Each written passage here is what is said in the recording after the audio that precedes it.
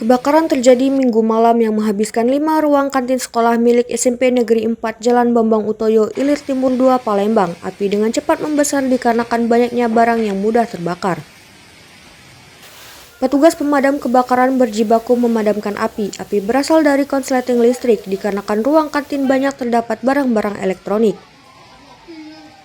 Di dalam ruangan ditemukan kabel instalasi yang terbakar, ada juga box es krim, lemari es, serta beberapa lemari pendingin dan tabung gas yang memicu ledakan saat terkena api. Staf pemadam kebakaran Kota Palembang Iskandar mengatakan tidak ada korban jiwa dari kebakaran kantin ini.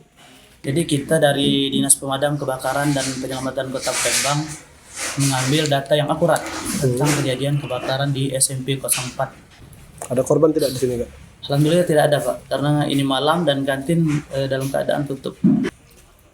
Sementara Kepala Bidang SMP Disdik Kota Palembang Kaplatul Ahliya menjelaskan, pertama kali api muncul adanya percikan dari kabel di ruangan dan menyambar ke berbagai alat elektronik, seperti lemari es dan tabung gas yang menimbulkan ledakan.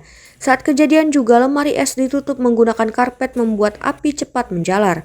Jadi yang terbakar hanya 5 ruangan kantin, tidak ada mempengaruhi ruang kelas dan tidak juga berpengaruh untuk anak-anak belajar, itu tidak ada pengaruhnya. Tetap kita pelaksanaan MPLS di tanggal 10 di SMP 4 ini, jadi tidak mempengaruhi untuk siswa untuk belajar.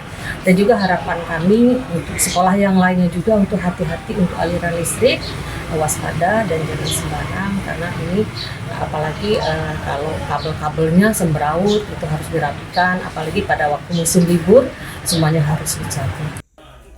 Insiden kebakaran kantin ini tidak berpengaruh kepada proses belajar mengajar. Pihak Disdik menekankan kepada seluruh sekolah untuk memperhatikan aliran listrik, terutama ruangan kantin sekolah. Dari Palembang, Sumatera Selatan, Firdaus iNews melaporkan.